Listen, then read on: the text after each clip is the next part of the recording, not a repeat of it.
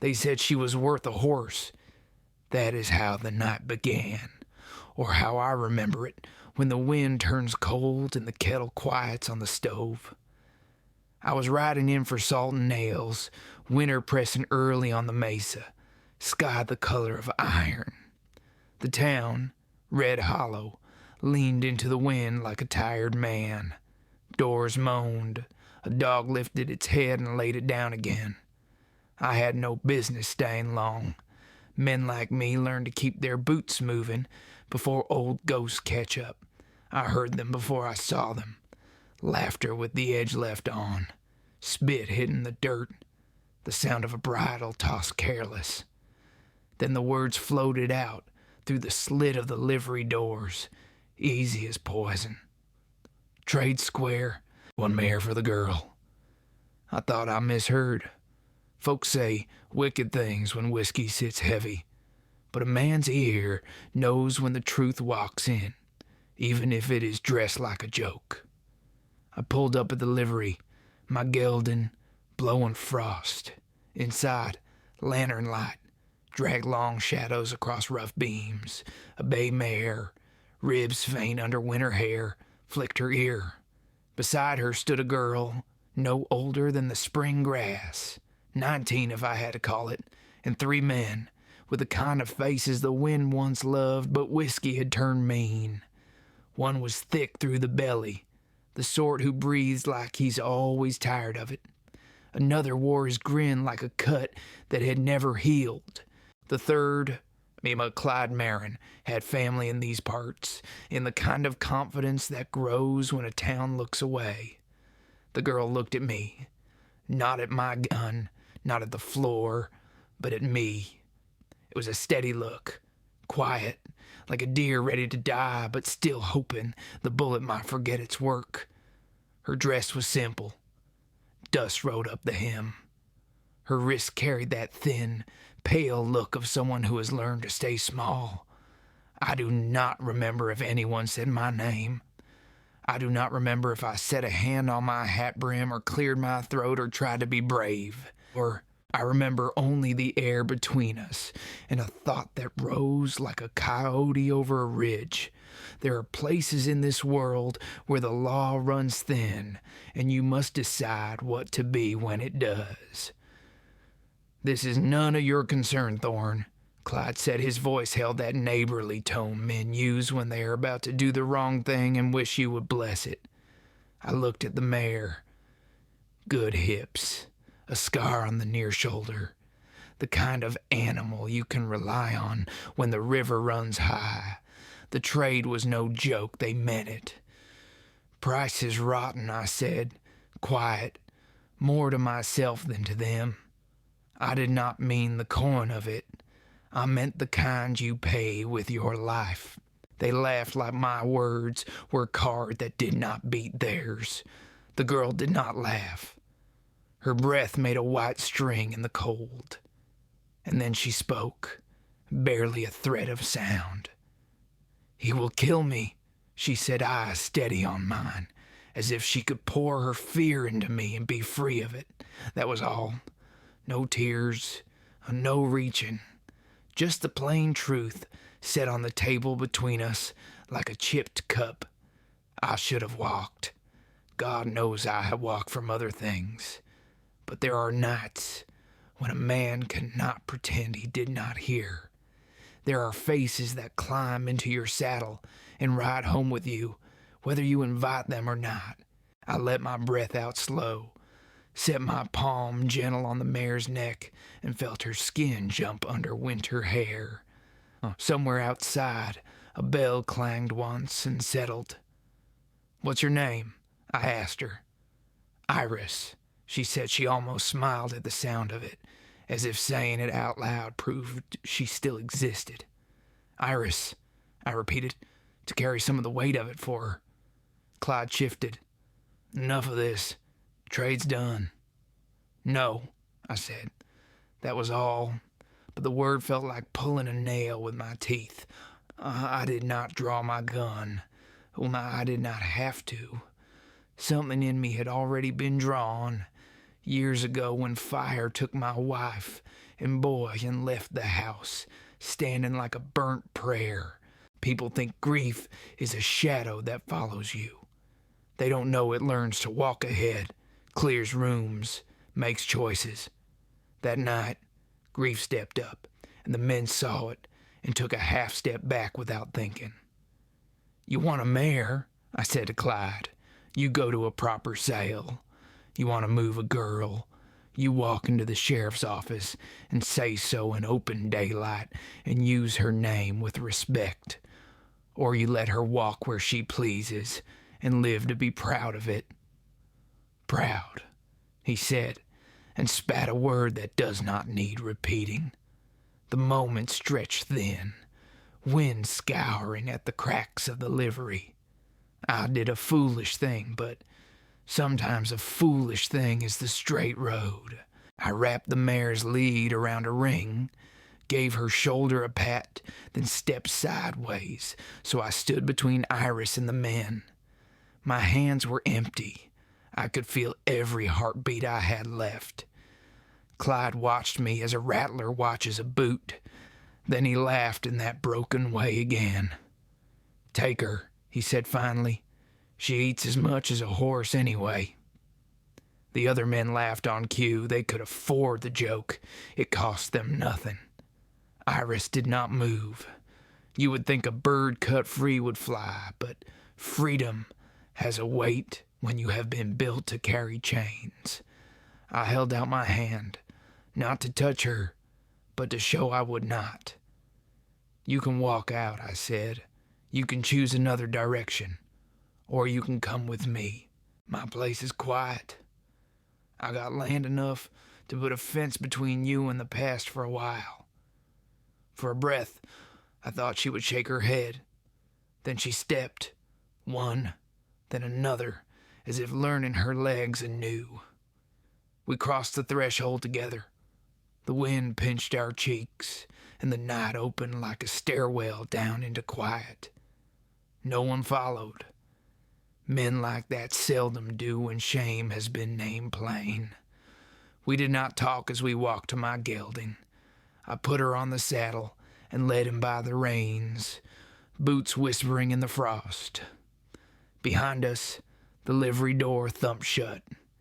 In front, the road ran out toward the dark flats, the moon coming up slow like an old friend. We did not ride hard. I have learned Russian draws that passed behind you like tin cans on a wedding rig. We moved steady. The land made its soft night sounds. Coyotes stitched gossip from hill to hill. Somewhere a creek kept its argument with the rocks.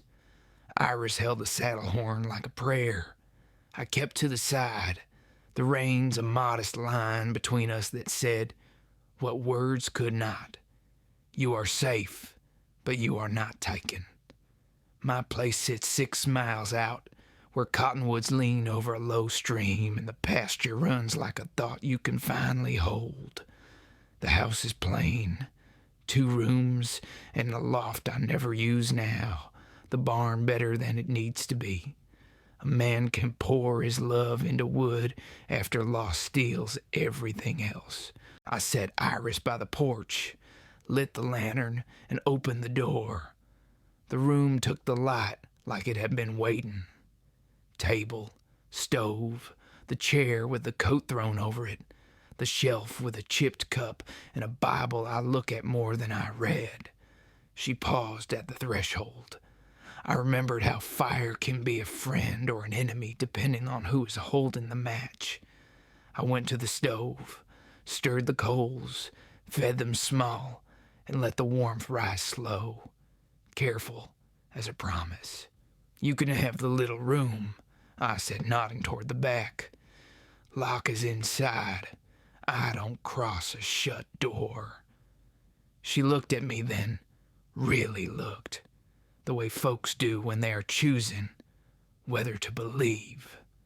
"Thank you," she said. The words came as if they had been practicing in her mouth all day and were surprised at the chance to walk out.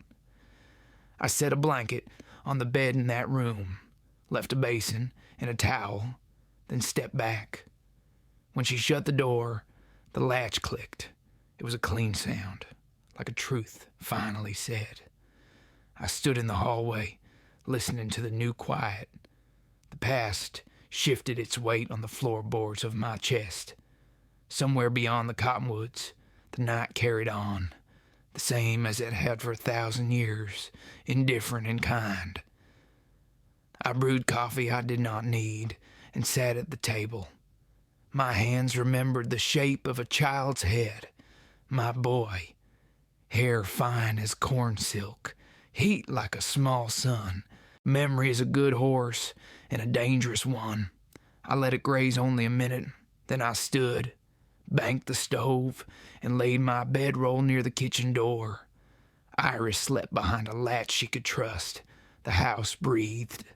So did I. Morning would come with its old chores, fences checking, stock feeding, the long, careful beginnings that follow a rescue no one will ever write down. But that night, with frost whitening the window and the wind combing the cottonwoods, I learned a thing I had forgotten. A man can build a room strong enough to hold both his losses and someone else's hope, and neither has to kill the other to live. I slept facing the door, as a matter of habit more than fear. If you have been alone long enough, you learn how to listen with your whole body. It was near midnight when I heard a floorboard creak, soft as a field mouse. Another. The little room's latch lifted. Bare feet crossed the plank floor, paused, then turned back. The latch clicked again. A minute later, the sound came once more, and I understood. She was not testing me. She was testing the house, testing whether a locked door stays locked when a woman wants it to. Toward dawn, the world took on that thin gray right before light. I rose, set coffee on, and stepped out onto the porch to meet the cold. The valley lay quiet, hoarfrost stitching silver into every fence post. Off in the pasture, my gelding lifted his head and listened like he had news. I did not feel brave or proud or anything folks like to pin onto stories when they tell them later in warm rooms. I felt only the old ache, and beside it, a smaller thing I had not expected. Not joy, not yet, but the size and shape of joy. The place where it might live again if a man kept the door oiled and the fire tended, and the past at a respectful distance. When I turned back, Iris stood in the doorway, shawl drawn tight, hair braided quick. She looked past me at the frost, at the cottonwoods, at the line where day would break. Then she looked at me and nodded once, as a partner would, as if to say, "We have work ahead of us." We did, but that is a later part of the story. I will tell it slow, the way the West teaches all its lessons. Dawn broke thin and pale, as if the sun had come a long way on sore feet. I poured coffee and set a cup near the stove so the steam would curl where Iris could see it when she woke. Some mornings in my life, I have done brave things without meaning to. Others, I have done small things on purpose. That cup was one of the small ones. A warm cup waiting tells a person they were expected, not discovered. While the house took its first breaths of day, I stepped to the yard and slung a bucket. The well winched up water with its old throat, rough and dependable. The rope had my hand's memory in it. Pasture birds hopped along the fence wire, keeping counsel. I fixed the gate latch that had been catching, rubbed frost from the barn latch with my palm, and leaned in to smell the place where animals and wood and hay share their secrets. Peace has a smell out here. It is old straw and leather oil and the faint sweetness of oats. And if you have lived long enough, you can pick it from a crowd. When I came back, Iris stood by the table, hands wrapped around the cup. She had washed her face in the basin, braided her hair clean and tight, and chosen a place on the far side of the table where she could see both doors. I nodded and kept the room easy. A man can break a colt by rushing. He can break a life, too. Bread's in the tin, I said, butter under the cloth. There's honey if you want it. Here we don't have rules except the kind that keep folks whole. You take what you need. You ask if you want what isn't yours. I do the same. And any door you close stays closed. She looked at the latch to the little room, then back at me. I heard you get up, she said. You moved like you were trying not to wake a sleeping river. Habit, I said. Rivers wake me. The corners of her mouth moved the smallest bit, a shadow of a smile that might grow if fed right. We ate quiet, not because we lacked words, but because we were learning which ones would matter. After, I took 2 steps to the shelf where the Bible sat and brought down a tin of salve Mara Doone had given me last winter when my hands cracked in the cold. For your wrists, I said when they looked raw. She touched the tin without opening it. Thank you, she said and tucked it into her shawl, as if it were a coin and the world might charge a toll. I showed her the root cellar and how the door sticks and a lift as you pull so the hinge doesn't catch and holler like an old gossip. I showed her the line behind the house where I hang shirts, the peg where the good coat goes, the corner where boots stand a thaw. Nothing I said mattered as much as the way I said it. Plain, like passing a bucket along a line. No man or woman more important than the other if the fire is to be put out. Around mid-morning, when the frost shook loose under the sun, I saddled my gelding for the pasture check. Iris stood at the threshold, watching the cinch in the bit, and my hands making the old knots. The mare from the livery had no place here yet. She was still in town, tied to a story I did not intend to carry home. I would deal with that when I had to. For now, the gelding tossed a gentle nod, and we went down the fence like a note on a wire. Iris followed on foot. I did not ask her to. She walked at a steady clip, shawl gathered, boots too thin for weather like this. A person who has been ordered all her days will not trust an invitation until she has tested it a dozen times and found it still standing. I let the distance be what it wanted. The fence ran true for half a mile, then sagged where a post had leaned through the thaw. I set off to fix it and heard her footsteps stop at my shoulder. What can I do, she said. 4 words that carry 1,000 kinds of courage. Hold the wire, I said, not tight enough to sing, just to keep it honest while I set the post. She took the glove I offered and pinned the line steady with both hands, face turned from the bite of it. I swung the maul into the frozen dirt until the post remembered its job. Then I told her to let the wire fall easy, as if it might break into a complaint if dropped. We moved to the next trouble place, and the next, and the day found a rhythm. A man and a woman with separate reasons to keep their eyes forward, making something straight that wanted to fall down. When we stopped, she breathed in that careful way of the newly free, checking whether the air is meant for her. I pointed to the cottonwoods where the stream made a green punctuation in winter's gray. There's water. If you want to wash a dress, do it in the sun so we can see snakes. If you want to sit where the roots curve like a bench. If you want to walk, tell me the direction so I know where to call from if I need you. I won't run. She said, I'm not asking you not to. I said, and I meant it. I'm asking only that we don't lose each other by accident." Something eased in her face. She looked toward town, though we could not see it from there. Only hills and the blue distance that has lied to many a traveler. "He will come," she said, meaning Clyde. "He will try," I said. "Men like him mistake bravado for permission. The sheriff is no help, but some things in me are older than the sheriff's office."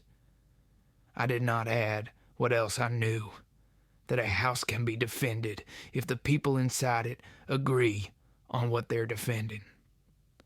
We headed back near noon. I chopped wood while she rinsed the cups and set them on the sill. I did not expect her to do it. She did not ask whether she should. The clack of split pine and the small clink of crockery made a tune the house had not heard in a long while, and the tune reached into my ribs and found a part of me I had not tuned in years. Not joy, not yet, but the frame where joy might hang. In the afternoon, I took down a trunk from the loft that held a dress my wife had once mended for a neighbor and never returned before the snow came and never would now. I set the trunk on the bed in the little room and knocked on the open door frame with my knuckles so the sound was gentle and true. "There are clothes here, a skirt, a shawl, a second pair of stockings, a coat that will fit if you don't mind rolling the sleeves," I said. "They come from a time that hurt. They belong to no one now. You can make them belong to yourself if you want." I did not look in. The house keeps its modesty better when the man who owns it remembers to. After a beat she said, "Thank you." Her voice had changed an inch toward living. Near dusk, the sky did its work and found colors it uses only for those who bother to look. The high, thin gold, the copper bath along the ridge, the blue laying down slow like a tired horse. I set the lamp, but did not light it yet. I have learned to let the dark arrive as a guest, not an intruder. We ate beans and a heel of bread and a sliver of the smoked ham I keep for when the cold sends its bill. She ate like someone taught to hide hunger. I kept my eyes on my plate and on the shape of this new room we were building with the ordinary acts of a day. After she stood with a tin of salve, finally opening it and working the medicine along the red bracelets at her wrists, I asked no questions about where those marks began. Some stories grow poisonous if pulled too soon. She asked if I read the Bible, eyes flicking to the shelf. "I listened to it," I said. "Reading puts a person in control. Listening lets a person be led. Some nights I can do one, some nights the other." She nodded, as if that made a private kind of sense. Then she said a thing I did not expect.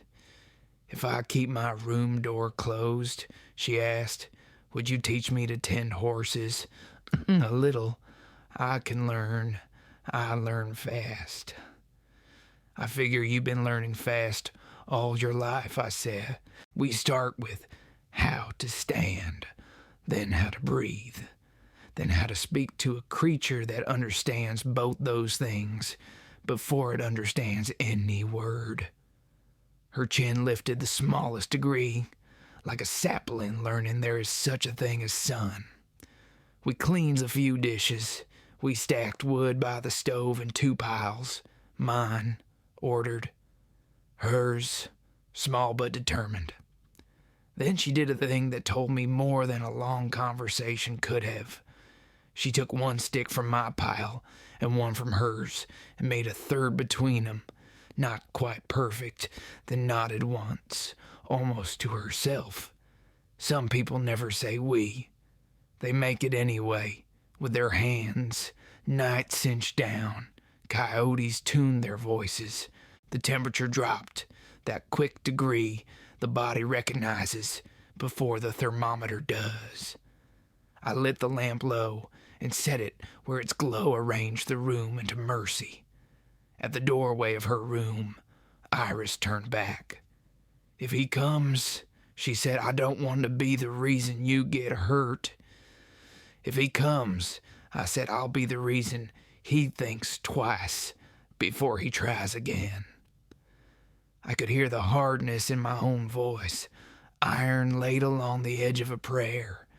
It surprised me only because hardness had not done me much good in years. But the West teaches you which tools to reach for when the job appears. Tonight, the job was simple and dangerous and old as any covenant. Keep a house. She went in. The latch sounded. I banked the stove, rolled out my bed on the kitchen floor again, and lay listening to the house settle.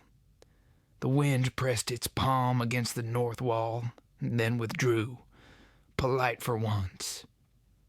I thought of my wife and how the past does not shout, but hum under the day's noise, waiting for the quiet it believes it deserves. I let it hum. I also let something else rise up, something that smelled like wood smoke and new bread and the leather warmth of a horse's neck. When I named it in my head, I said the word softly, beginning. The next day, we would walk into town, because there were things that needed saying under a sign and in front of a desk, and because the mayor, the bay with the scar, had to be led out of a bad story and into a better one. But that night, I slept without seeing fire at the window. I woke once to a soft step and the sound of the latch lifting, and set my hand on the floor as if to steady the house. The step retreated. The latch fell home. Sometimes a man is not required to speak. Sometimes he's asked only to be there when the house makes up its mind to be a safe place again. Toward first light, a fox cut across the yard, a flick of red and white, quick as a thought a man agrees with. I took it as a sign the day would be nimble. In the gray-blue, Iris shifted behind her door. I rose and stoked the stove, set coffee on, and spoke the 3 words a solitary man learns to trust when he has decided not to be solitary any longer. We have work. We rode into town 2 days later, when the sun broke through thin cloud and made the snow shine like a lie. Iris rode the gelding, sitting stiff but proud, her hands finding balance against the saddle horn. I walked beside her, letting the reins hang loose so the animal could decide the pace. Red Hollow waited ahead, nothing more than a strip of weathered boards and swinging signs. But every board knew its gossip. A town that small never forgets the way a man walks, or who he walks beside. We stopped at the sheriff's office first. Sheriff Dawson was inside, boots on the desk, hat over his eyes, pretending the quiet was earned. He was the kind of law a small town affords itself, good with drunks, weak with evil. I tapped the jamb with my knuckle. His chair creaked like a guilty thing. "Thorne," he said, not looking up, "you've been keeping to yourself. What brings you in?" "Her," I said, stepping aside so he could see Iris. She didn't drop her eyes, though she had every reason to. "Name's Iris Vale. She was held by Clyde Marin. Sold, if you can believe it. I'd like it written down that she's under her own roof now, of her own choosing." The sheriff blinked, as if a man had just recited scripture backward. "Sold?" he said. "That's some sort of joke between neighbors?" Iris spoke before I could. "It wasn't," she said. Her voice was soft, but it carried like a bell through dry air. "I was traded for a mare. You can ask the liveryman. You can ask anyone who stood there." Dawson's face colored. He straightened his hat and cleared his throat. Now, I ain't saying it's right, miss, but you know how folks talk. I don't care how they talk. I said I care how they write. You got paper, ink? He nodded, slow, and rummaged in a drawer until he found both. Iris stood beside me while I wrote her name, then mine, then the date, in the heavy hand of a man who hadn't written much in years. The sheriff looked from one to the other, chewing the inside of his cheek. You taking responsibility for her, Thorne. I capped the ink. I'm taking responsibility for what's right. He squinted at Iris. You staying with him by choice? Yes, she said. He scratched something on the margin of the paper. Well then, I'll file it.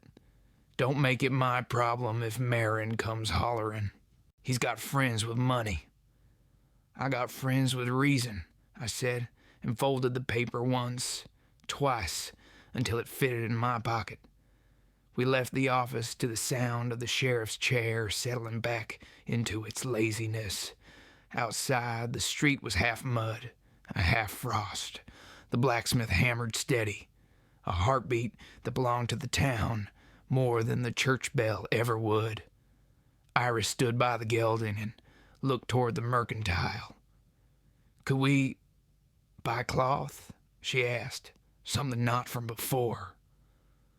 We can, I said, we'll need nails, too, for a new stall door. The mercantile smelled of kerosene and molasses. Mrs. Weller ran it with her husband long gone to whatever trouble the mines kept. She was the kind of woman who looked straight through rumor and saw the work behind it. When she saw Iris, she didn't frown. She only said, I've got blue calico that never found the right shoulders. Maybe it was waiting. Iris touched the fabric, thumb brushing the weave. How much? For you, Mrs. Weller said, tying a ribbon around the bolt. A story someday, when you feel ready to tell it. I left coins on the counter anyway, 'cause dignity costs something even when it's given. When we stepped out, a wind carried from the saloon end of the street. I saw Clyde before he saw us. His hat sat wrong, jaw rough, with a few days' whiskey. 2 men flanked him, the same shadows from the livery.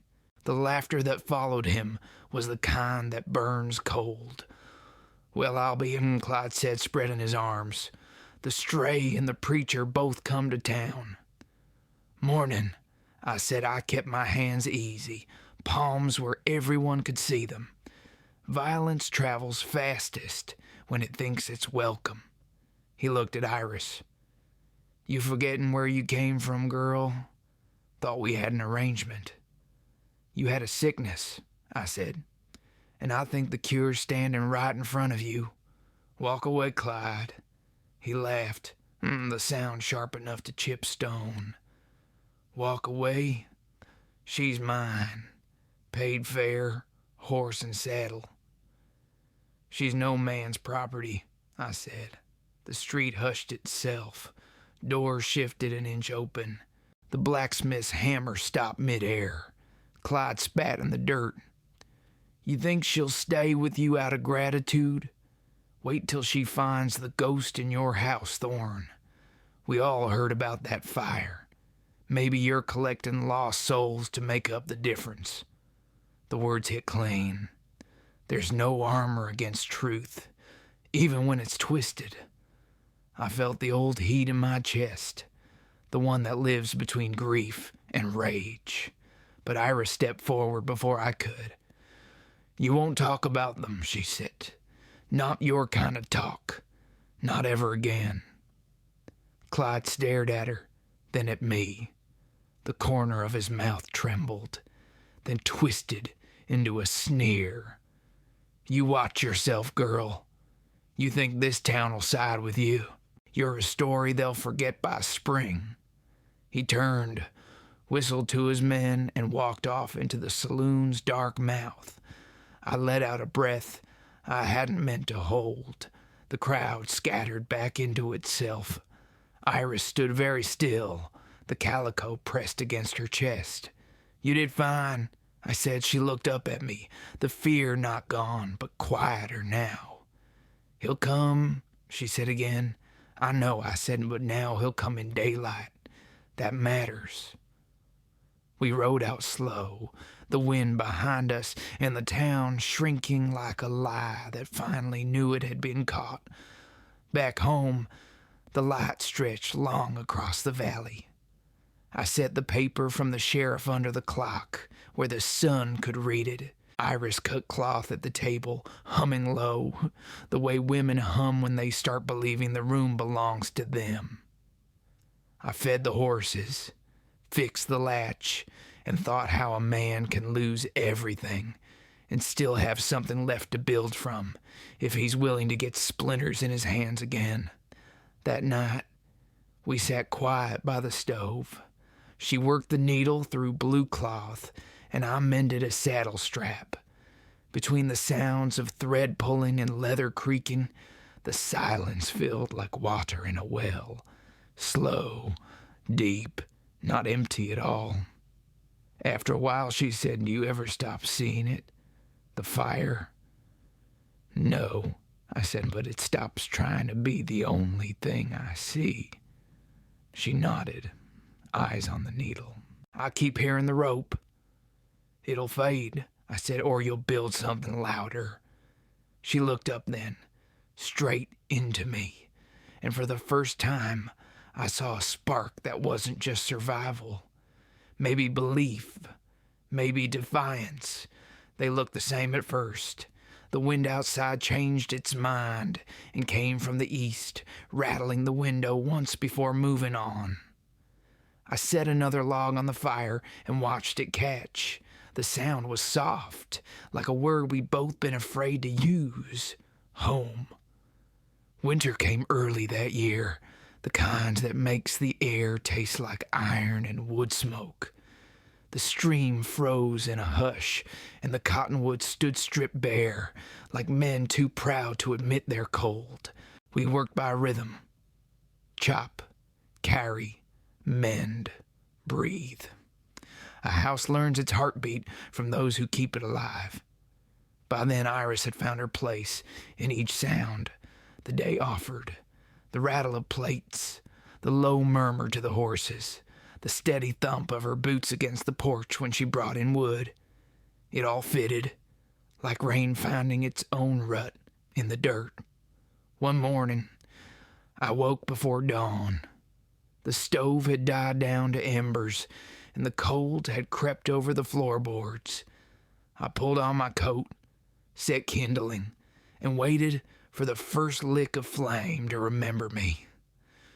When I looked toward her door, the lamplight from her room leaked soft under the sill.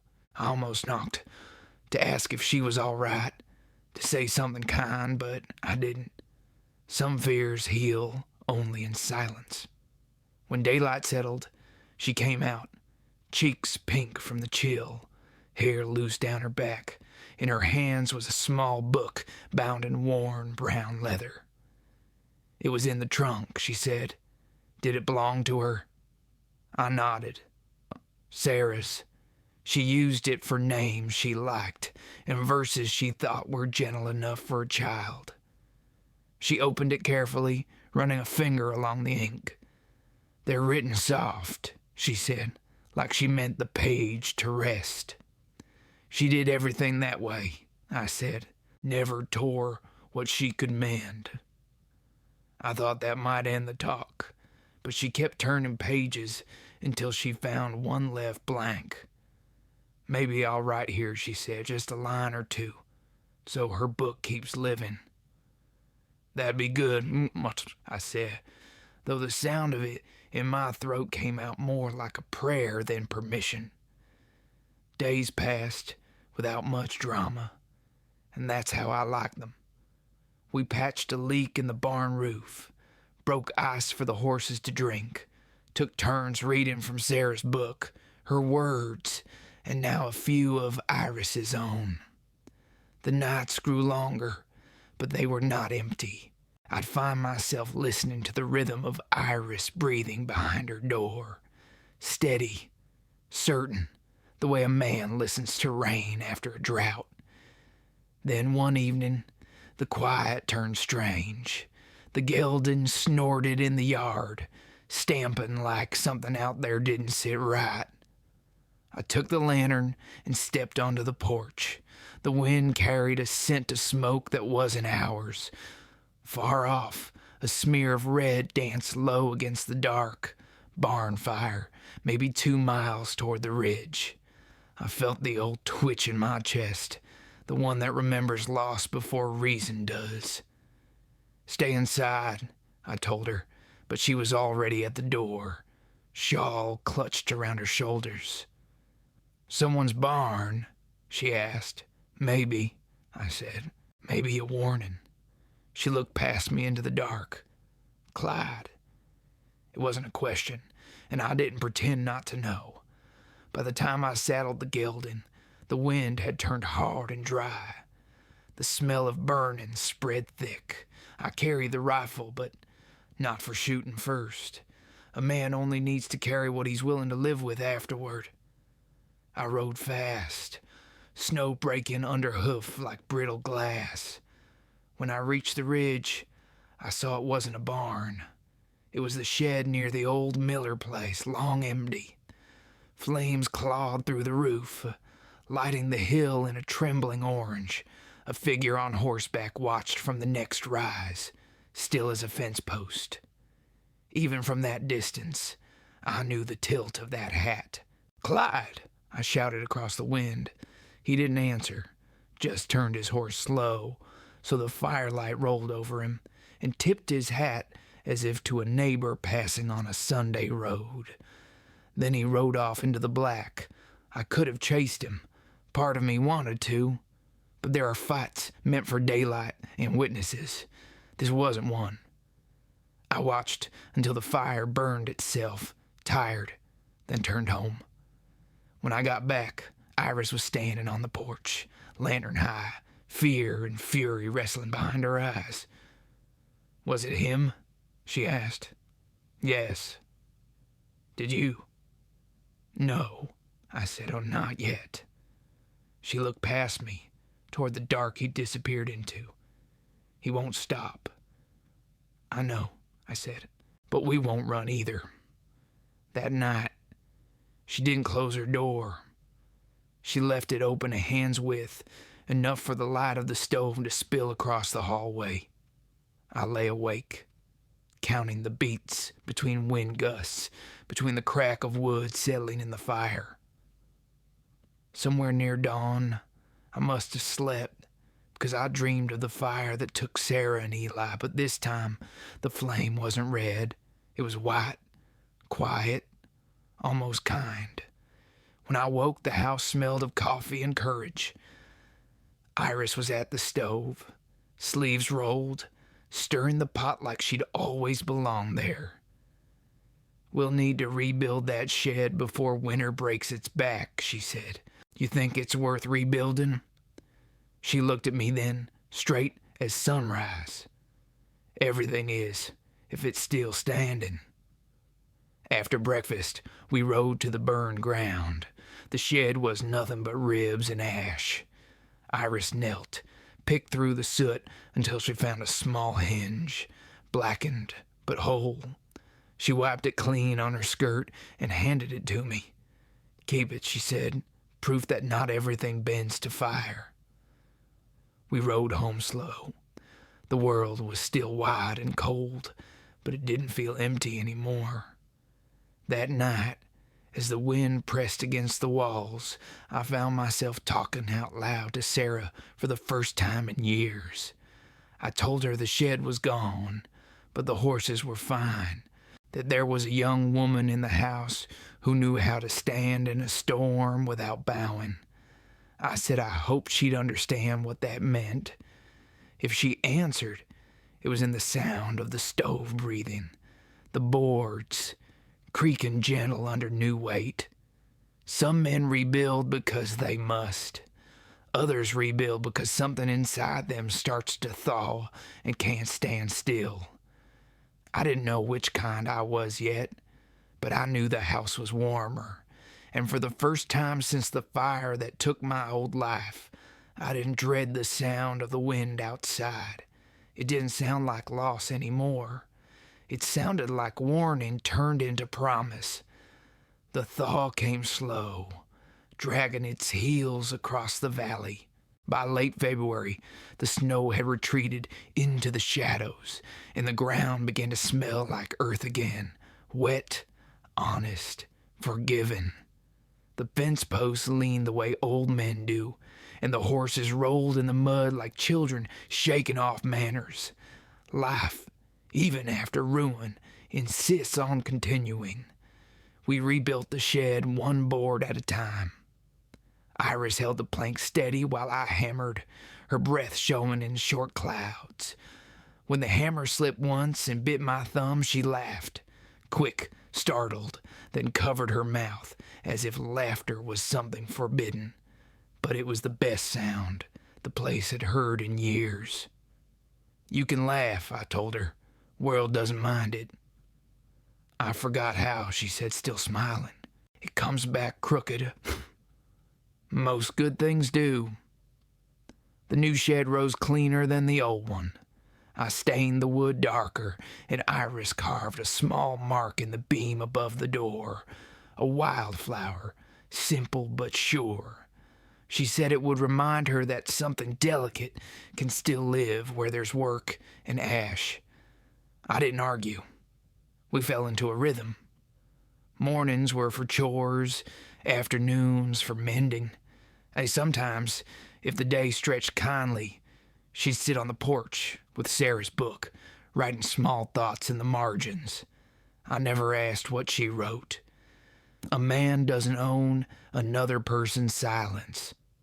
One afternoon, we rode the bay mare, the same one traded for her, out along the ridge.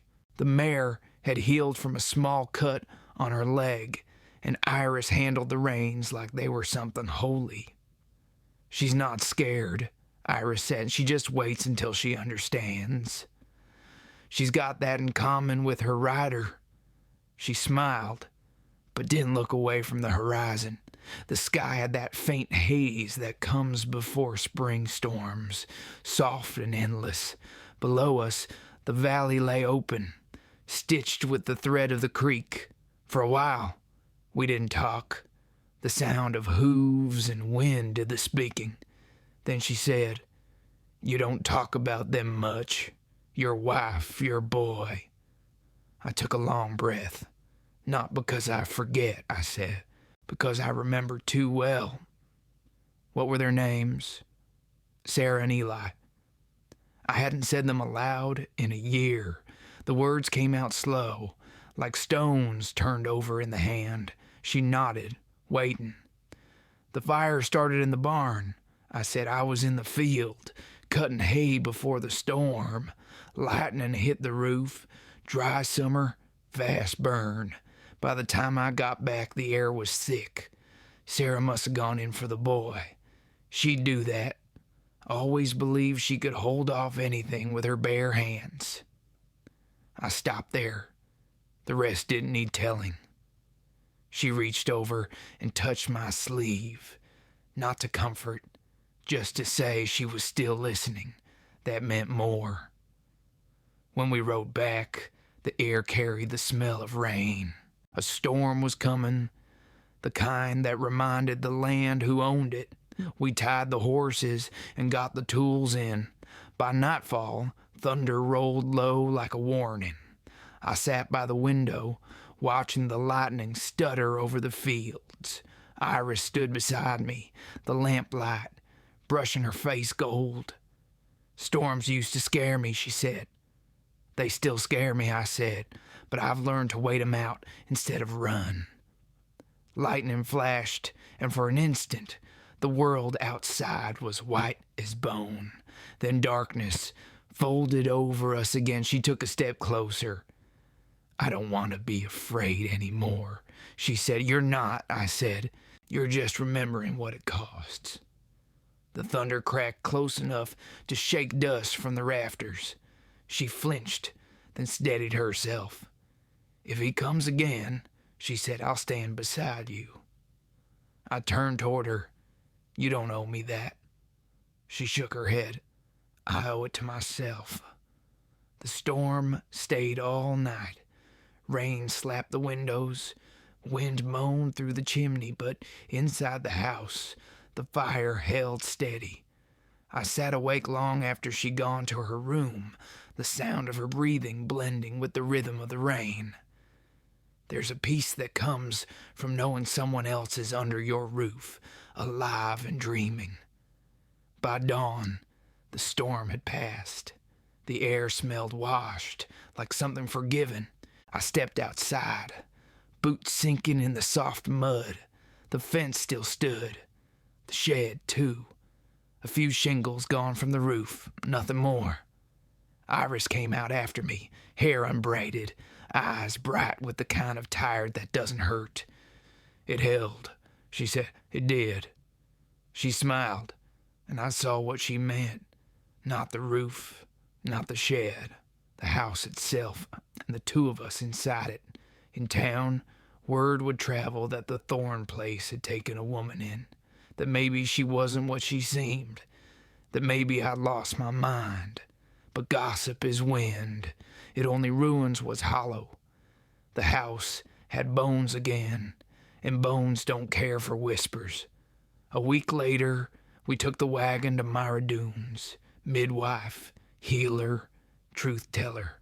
She'd been Sarah's friend once, and she met Iris with a look that could read both wounds and futures. "You eat?" she asked Iris.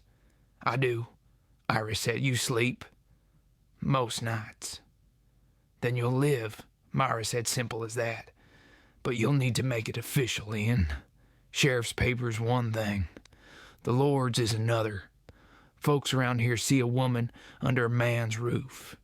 They want to see a ring, or at least a promise." I looked at the floorboards. "You think that'll make her safer?"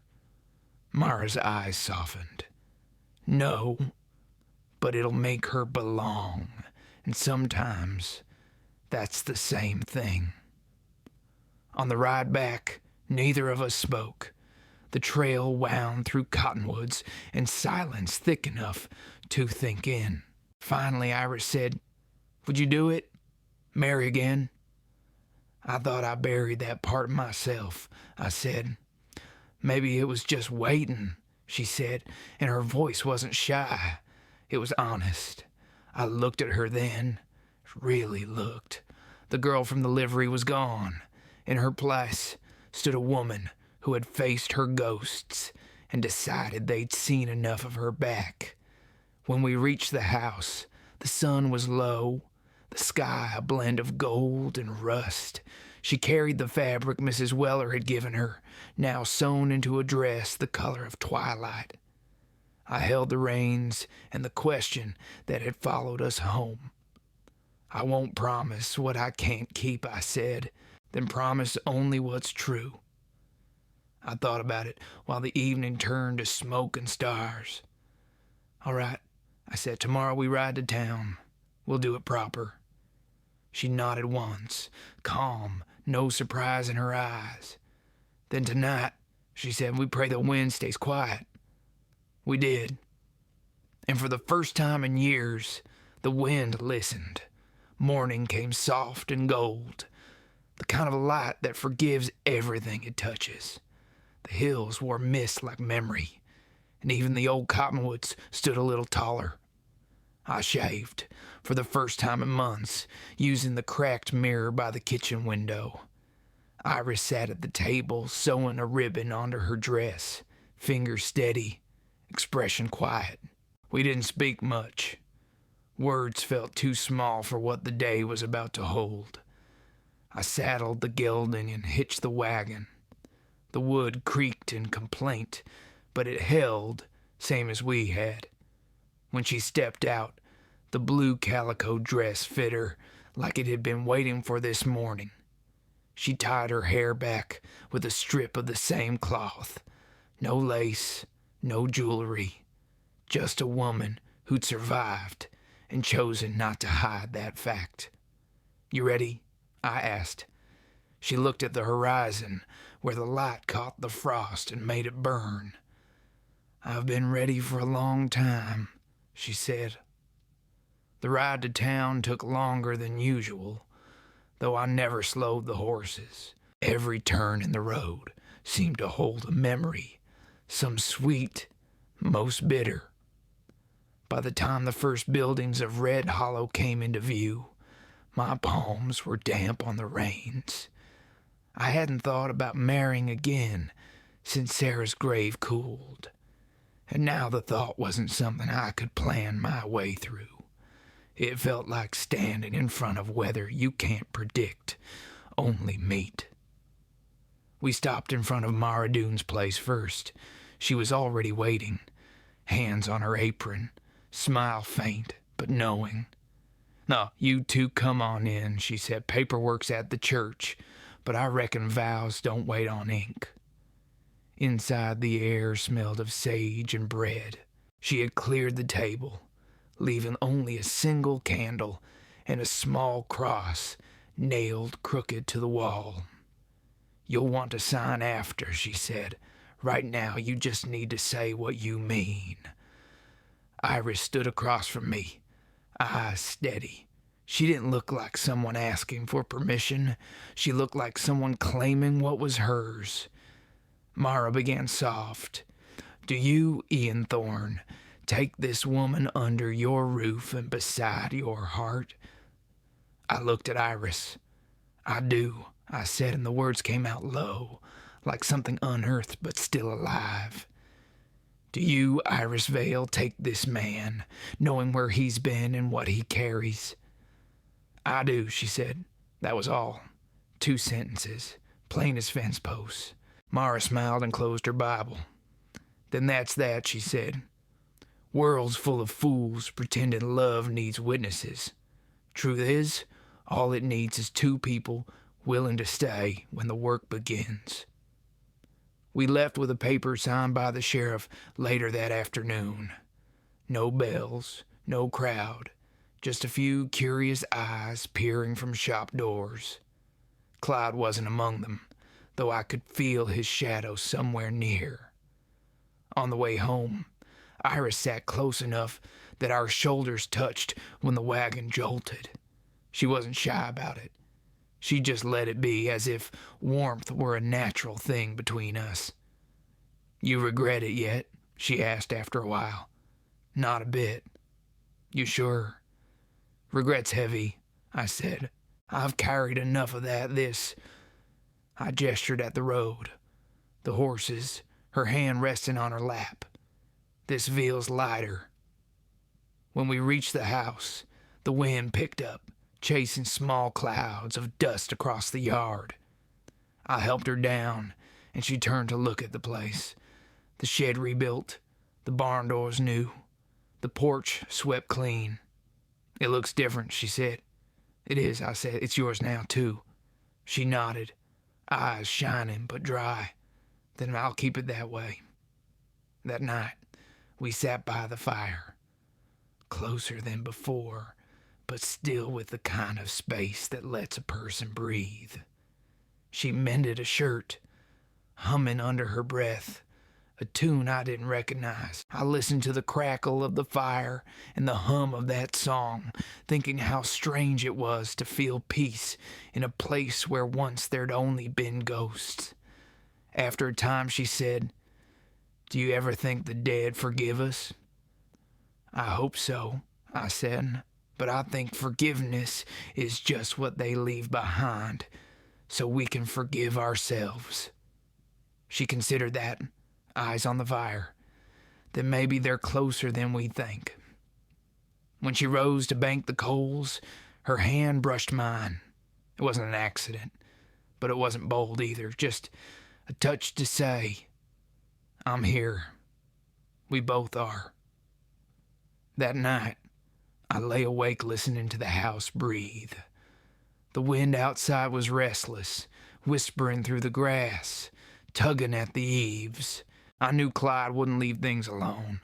Men like him never do. But for now, the quiet belonged to us.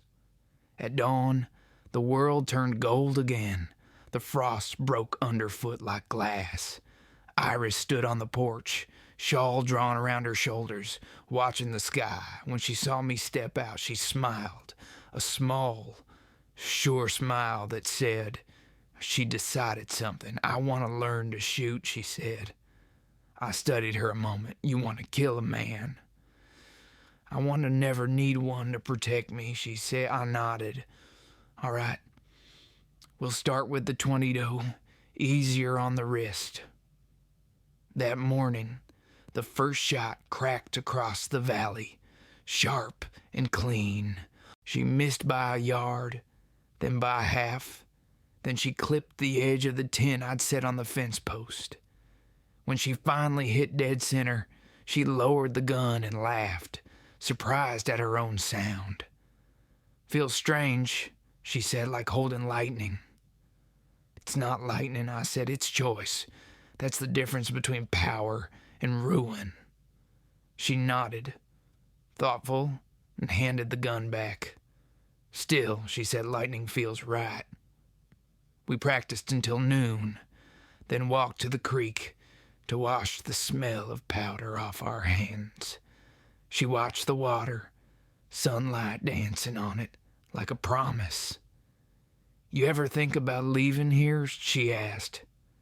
Used to, I said. But you can't outrun the land that built you. It's got your name carved in it somewhere. Maybe it has both ours now. Maybe it did. That night, we sat outside under the first stars of spring. The sky stretched wide and old above us, full of the same stories it had always told. I reached for her hand, and this time, she didn't pull away. Her fingers were calloused from work, warm from the day, strong enough to hold her own weight. If I died that night, I would have died knowing peace had finally remembered my name.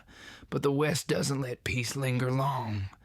When the wind shifted near midnight, I smelled smoke again, faint, distant, moving this way. It was faint at first, just the ghost of a smell. Smoke carried low, sneaking through the valley like a thought a man doesn't want to face. I sat up on the cot near the stove, the old boards cool beneath my bare feet. The fire in the hearth was down to coals, quiet and honest.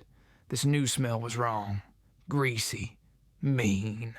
I knew it before I saw the glow through the window. Iris stirred in the next room. I heard her steps on the floor, light, quick. Ian, she called, not loud but clear. I know, I said, stay inside. By the time I got the rifle from the hook, the dogs in the far pasture were barking, the kind of bark that means trouble has a shape. I stepped out onto the porch. The night was still, no wind, just that dull orange smear beyond the ridge where our neighbor's barn used to stand. The same direction Clyde had disappeared months ago. The son of a bitch had come back. I saddled the gelding by lantern light. Iris came out, shawl thrown over her shoulders, hair undone. I'm going, I said, and I'll stay and keep the door barred. If you see anyone, use the rifle behind the stove. She didn't move. You shouldn't go alone. I don't need to bring you into it. Her jaw set, small and stubborn. I'm not staying behind a door again. There wasn't time to argue. Fine, I said. Stay close. Keep to the right side. And if I say run, you run. The road up the ridge was slick with spring thaw, mud and frost wrestling under the horses' hooves. The glow ahead grew brighter. When we reached the crest, we saw it clear. A fire in our lower pasture. The shed we'd built, the one with her wildflower carved into the beam. Flames chewing the boards we'd worked side by side to raise. She gasped, but no tears came, only breath. I felt something break loose in me, slow and deliberate, like a door coming off its hinges. Down by the fire stood 3 men. One held a torch, another a rope, and the third, Clyde, had his hat pushed back, face lit like a devil's sermon. "Thought you'd forgotten me, Thorn," he shouted over the crackle. "I came to remind you who this land belongs to." "It don't belong to you," I said, riding forward slow. "And neither does she." He laughed, a hard sound that cut through the smoke. "She's a thief, and you're a fool. You think marrying her changes what she was. Once a man's property, always." Before he finished, Iris's voice cracked the air beside me. "You don't get to say my name." She had the small pistol in both hands, steady as a church bell. Clyde sneered. "You won't shoot me, girl. I made you." "I made me," she said, and fired. The shot wasn't clean. It tore through his shoulder, spinning him back into the dirt. His torch fell, sputtering in the mud.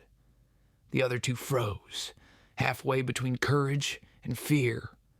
I raised my rifle and sighted down the barrel, not to kill, just to remind them how close the edge was.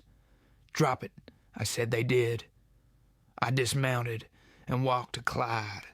He was clutching his shoulder, blood dark against the firelight. "You done," I said. He spat. "You think this ends it?" "It ends enough." Iris stood behind me, pistol lowered now, smoke curling from the barrel.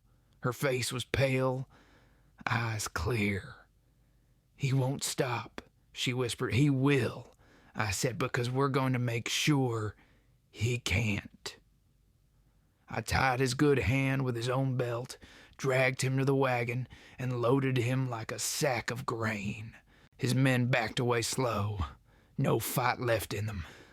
"Tell the sheriff," I said. "He's got work to do for once." The fire in the shed had eaten half the roof, but the rest still stood. I shoveled dirt, threw water, and by dawn, the flames were only smoke and memory. The wildflower Iris carved was gone. Just a charred beam left, black as old regret. She stood beside me, eyes on the ruin. "You'll have to rebuild again." "We will," I said in my help, "and this time, it'll last." We rode into town with Clyde slumped in the wagon, blood soaking through his sleeve. The sheriff met us outside his office, hair sticking up from sleep. "Good Lord, Thorn," he said.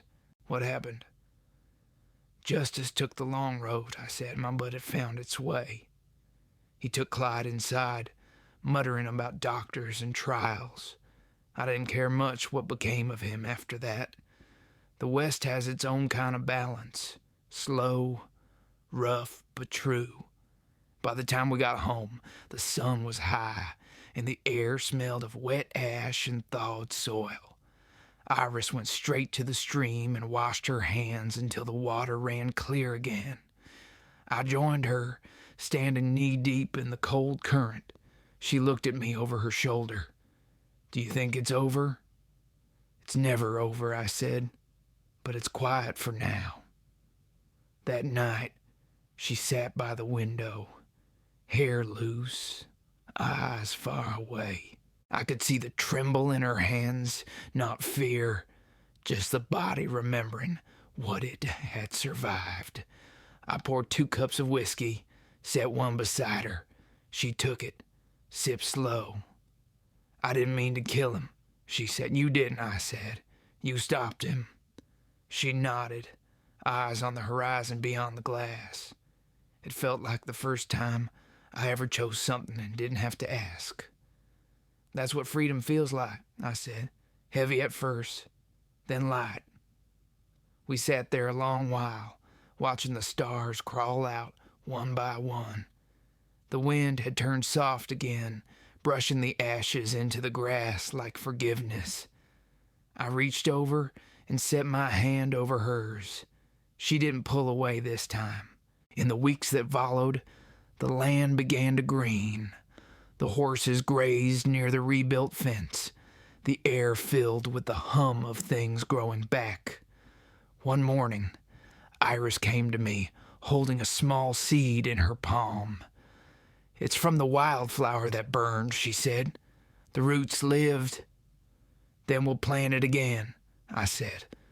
We dug a hole by the porch where the morning sun hit first.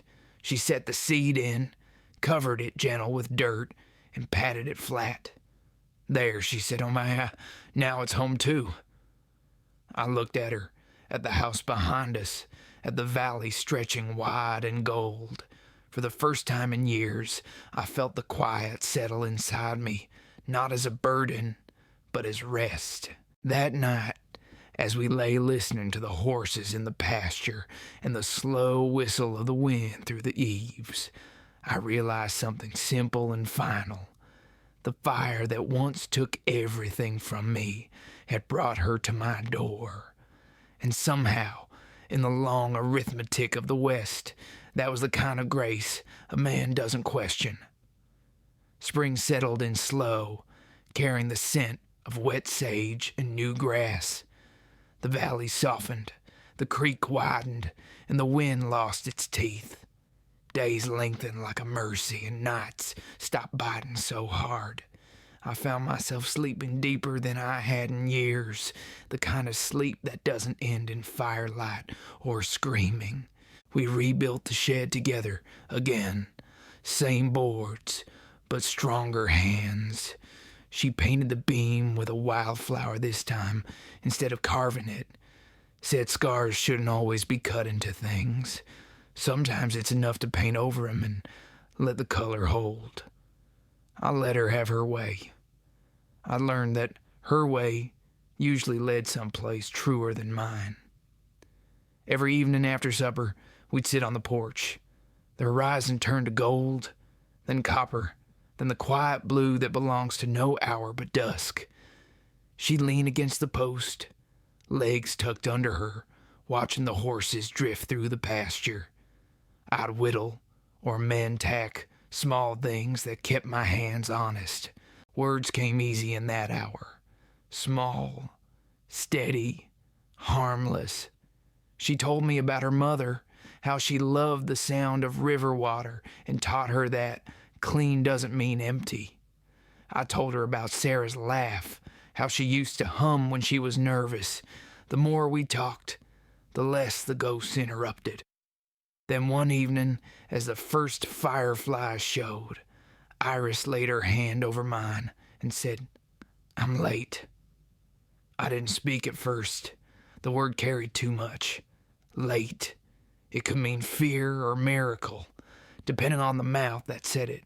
I just looked at her. She met my eyes, steady as a sunrise.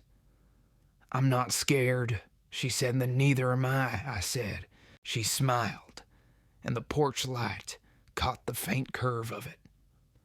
I didn't think my body could still trust the world enough to grow something, she whispered. "The world's full of surprises," I said, "sometimes the good kind." After that, the house changed again. Every corner felt like it had purpose. She moved slower, humming while she worked. I found myself fixing things before they even broke.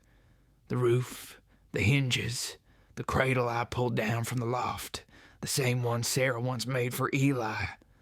I cleaned it careful, smoothed the edges, replaced the old rope rockers with wood.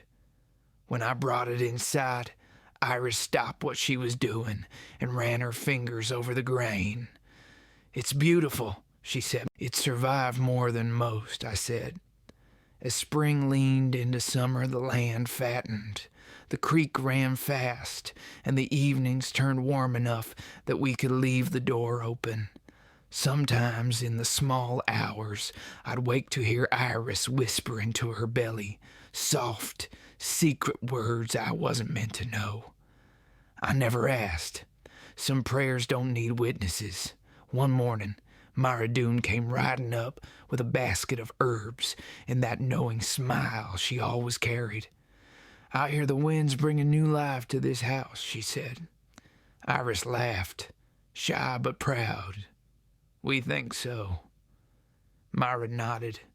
Then I'll come by near harvest. You'll need a strong woman to help with the bringing.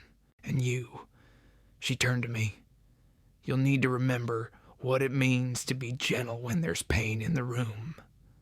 I will, I said, and meant it. After she rode off, Iris stood by the fence, watching the dust trail fade. Do you ever think, she said, that we were meant to find each other? I think we were both looking for the same kind of quiet, I said. And maybe quiet just ran out of hiding places. She smiled at that, and her hand found mine again. The months passed easy. The town learned to stop talking. Clyde's trial came and went. He was sentenced to a distant prison, though I doubted he lived long enough to serve much of it. Red Hollow went back to being what it always was, a place where the wind carried both news and forgetfulness. By late July, the air was thick with heat. Iris moved slower, her belly round, her steps careful but sure. I worked the fields and checked the stock, keeping close to the house. Nights, I'd sit by the bed while she slept, watching the rise and fall of her breathing, steady as a heartbeat. Some nights, I'd talk, quiet, not to wake her, just to thank whatever mercy had decided to stop by our door. Then came the storm. It wasn't the kind that sneaks up. It announced itself with a line of clouds, black as gunmetal, and a wind that bent the grass flat. By sundown, the sky had split open, thunder shaking the windows, lightning crawling down the hills. Iris sat up in bed, breathing fast. It's time, she said. Her voice was calm, but her eyes held that wild mix of fear and faith I'd seen once before. The night I met her in the livery, I sent for Mara, though I knew she'd have to ride through hell to reach us. By the time she arrived, soaked through and steady as stone, the rain was coming sideways, the roof hammering like a drum. She pushed through the door, nodded once, and said, "Boil water. Keep the fire strong." I did what I was told. Hours passed in a blur of thunder, and her voice guiding Iris through each wave of pain. I stood outside the door, hands shaking, useless but present. Every cry cut through me like memory, and yet there was life in it. Fierce, unstoppable life. Then just before dawn, the storm broke. The rain softened, and a new sound filled the air. A child's first breath, sharp and small and holy. Myra opened the door, her face lit by lamplight. "You've got a daughter," she said. I went to them. Iris was pale but smiling, hair damp against her forehead. She held a small bundle wrapped in the blue calico that had once been her wedding dress. "Meet Hope," she whispered. The name fit before I even heard it. I touched the child's head, soft, perfect, and felt something in me uncoil that I hadn't known was still wound tight. Outside, the last of the storm rolled away. The clouds opened just enough for morning light to pour through, clean and warm. The smell of wet earth and milk filled the room. I looked at Iris, at Hope, at the walls that had held so much pain and now held this. For the first time, the house didn't feel haunted. It felt whole. Morning came quiet after the storm, the kind of quiet that carries its own light. The air smelled of rain and wood smoke, and the world outside shone clean, washed back to the bone. I stepped onto the porch, barefoot, coffee in hand, and listened to the steady hum of everything alive again. The creek ran louder, swollen but proud. Birds returned to the fence posts, shaking water from their wings like forgiveness. Inside, Iris was singing, low, gentle, almost a whisper, but the sound filled the house better than any sermon could. The baby, Hope, made those soft, broken sighs that only the brand new make, half breath, half dream. I stood there a long time, just listening. For a man who'd spent half his life talking to ghosts, the sound of life was a language I had to learn again. When Iris saw me in the doorway, she smiled, tired, glowing, the kind of smile that carries its own weather. "You can hold her now," she said. I hesitated, same as the first time you approach a horse that's never been touched. "She's too small," I said. "She's stronger than she looks," Iris said, and placed the child in my arms. Hope weighed almost nothing, but the weight of her was everything. Her fingers curled around mine, pink and certain. Her eyes were closed, but when she moved, I could feel the rhythm of her heartbeat against my palm. It was fast, fierce, alive. "She's got your stubborn," I said. "She's got your quiet," Iris said. We laughed, and it sounded like a new thing between us, a sound that didn't come from survival or sorrow, just living. For days after, the house moved to a new rhythm, the kinds that makes you forget to count hours.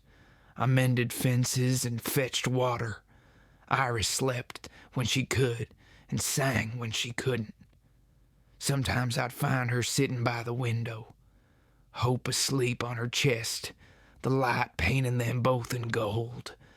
She'd look up and catch me watching, and I'd look away, because some kinds of beauty aren't meant to be stared at too long.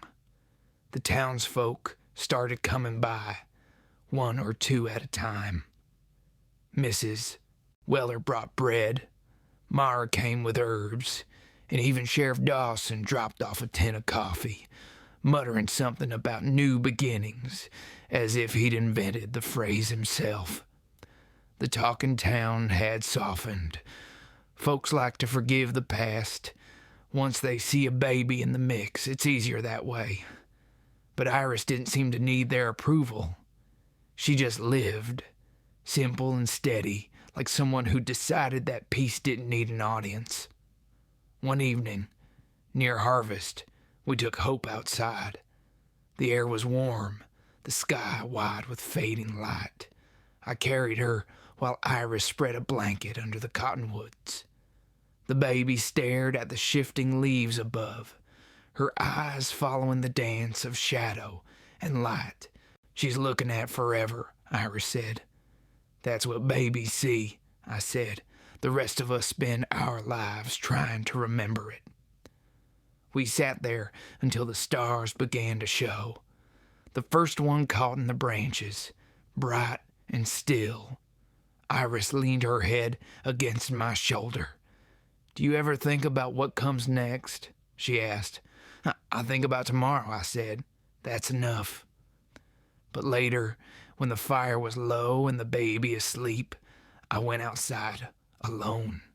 The sky stretched black and deep, and the wind carried the scent of hay and riverstone.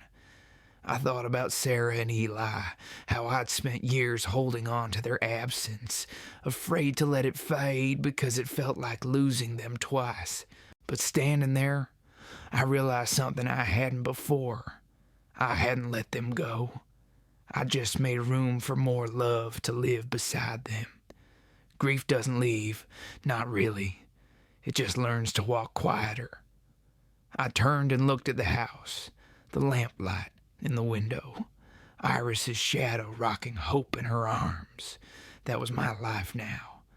That was what the fire hadn't taken. Weeks passed, soft and full. Hope grew stronger, louder, her cries turned into laughter that filled every corner of the house. Iris found joy in small things, baking bread that didn't burn, braiding her hair again, planting herbs outside the kitchen door. I found myself humming without knowing it, mending things that didn't need fixing, just for the pleasure of keeping busy for someone else. Then one afternoon, while fixing the fence, I saw something move at the far edge of the property. A rider, small against the light. My body tensed before my mind caught up. The shape came closer, slow, careful. When the wind shifted, I saw the coat, the gray horse, the white flag tied to the saddle horn. It wasn't Clyde. It was one of his men. The thinner one from that night. Face older, eyes lower. He stopped 20 paces from the gate and took off his hat. "Mr. Thorne," he called, "got no harm in me. Just come to say what's owed." I kept my hand on the post. "Go ahead." He cleared his throat. "Clyde died in prison. Fever took him. Didn't suffer long." He shifted in the saddle, uneasy. "Figured you'd want to know. He said your name once before he went. Said you'd won." "I didn't win," I said. "I just kept standing." The man nodded. "Maybe that's the same thing." He turned his horse and rode off slow, dust trailing behind, like the tail of a thought already fading. When I told Iris later, she just nodded. "Then it's done," she said. "We can stop waiting for the past to knock." That night, she lit a candle and set it by the window. "For the dead," she said. "Not to forgive them, but to let them rest." We stood there together, the light flickering against the glass. Hope stirred in her cradle, a small sound, a sigh between dreams. Outside the coyotes called, their voices distant and soft. "Funny thing," I said. "For all the years I tried to be alone, I never learned how to live until I wasn't." Iris reached over and took my hand. "You were never built for silence, Ian," she said. "You were built for echoes. You just needed someone to answer back." I looked at her then, at the woman who had walked out of hell and found a home in my ruin, and I knew she was right. The candle burned steady through the night, and when it guttered out toward dawn, the first light of morning took its place, bright and forgiving. The ghosts, if they were still there, finally kept quiet. By autumn, the valley had turned to gold. The cottonwoods burned bright against the blue, and the grass took on that brittle shimmer that says the season's near done. The days still warmed the bones, but the nights had begun to whisper frost. Out here you can smell change before it arrives. It's in the wind, in the way the horses start keeping close, and how the creek slows its talk to a murmur. Iris and Hope spent the afternoons on the porch while I worked the field, her rocking chair keeping time with the wind. Hope was learning to crawl, all elbows and laughter, finding her way between Iris's boots and the sunlit boards. Every time she laughed, it shook something loose in me, a sound that washed out all the years of silence before it. When the light grew long, I'd come up from the pasture and sit with them, boots dusty, shirt stuck to my back with the day's work. Iris would pour coffee, even though the heat had barely faded, and we'd watch the shadows climb the hills.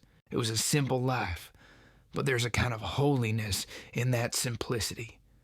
Quiet chores, warm meals, the small peace of knowing who'll be sitting beside you when the day ends.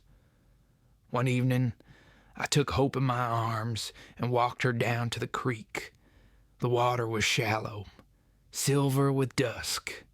She reached for it with her tiny hands, laughing when the cold surprised her. I thought about Eli then, the way he used to chase frogs along this same bank, the way Sarah's voice would echo through the cottonwoods calling him home. I thought about how long it had taken me to walk back to this place without hearing the fire instead of the river. I used to think I was done, I said to the water, though maybe I was saying it to Sarah or to the land itself. But turns out Some things aren't endings. They're just the middle waiting for you to show up. Hope babbled something that might have been a word or maybe a laugh. Either way, it sounded like agreement. Back at the house, Iris was lighting the lamps. The windows glowed warm against the dark, same as they had the night I brought her here. Only now, there were toys on the floor, fresh bread cooling on the sill, a life built from what the world tried to throw away. After supper, we sat by the stove. The air was cool enough for fire again, and the smell of burning pine filled the room. Iris stitched while I read from Sarah's old book, the one Iris had filled halfway with her own handwriting now. Names, verses, thoughts. I read them slow, tracing the letters that mixed their stories together. She looked up at me. Needle paused mid-air. "You still talk to them?" she asked. "Sometimes," I said, "less than I used to." "What do you say?" "Thank you," I said, "for leaving enough of me alive to start again." She nodded, thread slipping through fabric. Maybe that's what they wanted all along. Outside, the wind picked up, rattling the shutters like a friendly hand. The horses stamped in the barn, restless with the coming chill. Hope stirred in her cradle, a small sound that folded itself into the rhythm of the night. We went to bed early. The stars outside were clear, the kind you only get after rain. Iris lay with her back against me, her hair smelling of cedar smoke and soap. For a long while, neither of us spoke. Then she said, soft, "Do you ever think about leaving the ranch, seeing what's beyond these hills?" "I've seen enough beyond them," I said, "but if you want to someday, I'll follow." She smiled into the dark. "Maybe not yet. The land feels like it's still holding its breath, waiting to see if we'll stay." "We'll stay," I said, "at least until the wind forgets our names." Sometime before dawn, I woke and stepped outside. The sky was pale with the promise of morning, and the air carried that stillness you only get once in a great while, the kind that feels like the whole world pausing to listen. The porch boards were cool under my feet. The hills rolled out before me, soft as sleep. I thought of all the roads that had brought me here, all the choices that could have ended different. The door opened behind me. Iris came out, wrapping a shawl around her shoulders. "Couldn't sleep?" she asked. "Didn't need to," I said. "The quiet's too good to waste." She stepped beside me, her hand finding mine. Together we watched the first light creep over the ridge, slow and golden. Hope's cry came from inside, soft and new, calling us back to the life we built. I looked at Iris, at the woman who had walked out of fire and fear and made this land remember kindness again. "You ever wonder," I said, "what would have happened if I'd just kept riding that night?" She squeezed my hand. "Then someone else would have found me," she said. "But you wouldn't have found herself." I nodded. Guess we were both lost in the same direction. The sun broke over the ridge then, lighting everything it touched. The fence, the fields, the river still carrying last night's stars. The air filled with birdsong, and for a moment I felt the world breathe with us. I turned to her and said quiet, "We're home." She smiled, eyes glinting in the light. "We've been home a while now," she said, and maybe she was right. Because in that morning stillness, with the sound of our daughter waking and the land stretching awake around us, I realized that the West hadn't taken everything. It had just waited for me to remember what was left. Some men chase freedom, some men chase peace.